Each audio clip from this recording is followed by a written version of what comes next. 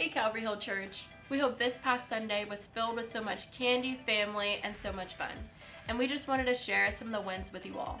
Starting from this past Good Friday service, we are so blessed to see the finished work of our parking lots and grateful for the people of God being the hands and feet of Jesus, and ultimately with these parking spots making it possible for more people to come park and be able to enjoy church services. So grateful. And leading up to our Easter Sunday service, meeting new families and friends and being able to have fellowship and worship together and learn more about Jesus, followed by a fun Easter egg hunt at the end. So grateful all that God did this past weekend and looking forward to what He's going to do next. But over the past few Sundays, we've been looking at some of the questions Jesus asked. And they were, why are you so afraid? Do you believe I can do this? And do you want to get well? And this past Sunday, we looked at the question, why do you doubt? And we looked at the disciple Thomas, who is also known as Doubting Thomas. And we went over the topic of doubts and that it's okay to have doubts and we can come to Jesus with our doubts.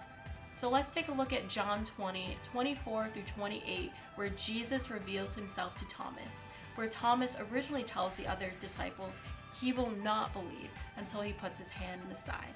He will not believe the resurrection of Jesus until this happens. So let's read John 20, 24 through 28. One of the 12 disciples, Thomas, was not with the others when Jesus came. They told him, "We have seen the Lord." And he replied, "I won't believe it unless I see the nail wounds in His hands and put my fingers into them and place my hand into the wound in His side." 8 days later, the disciples were together again, and this time Thomas was with them. The doors were locked, but suddenly, as before, Jesus was standing among them. "Peace be with you," He said. Then He said to Thomas, "Put your finger here and look at my hands. Put your hand into the wound in my side. Don't be faithless any longer. Believe." "My Lord and my God," Thomas exclaimed. And we see the beautiful thing here is that even though Jesus knew Thomas's doubts, He still promised to meet him where he was and to answer him and reveal Himself to him. And the same is true for us. We can come to Jesus with our doubts and with our questions. He invites us to do that. And He promises to meet us where we are and to answer them.